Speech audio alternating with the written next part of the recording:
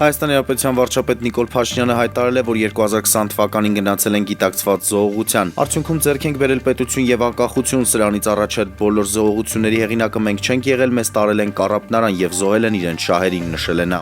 Պաշտպանության նախարար Սուրեն Պապիկյանը հայտարարել է, որ 2018 թվականին նախորդող քաղաքական համակարգերը կամ նրանց հոգեզավակներն այսօր խոսում են բանակի ծախսերի մասին։ Թվերին նայեք ու հարց տվեք ձեզ ինչով եք զբաղված, ինչով եք զբաղվում եւ ձայներդ կտրեք ու տեղներդ նստեք, շեշտել է նա։ Փոխվարչապետ Մհեր Գրիգորյանն ընդունել է Արժույթի միջազգային հիմնադրամի Հայաստանյան առաքելության ղեկավարին։ Անդրադարձ է կատարվել տարածաշրջանային վերջին զարգացումներին եւ տարածաշրջանային հաղորդակցությունների ապաշրջափակմանը։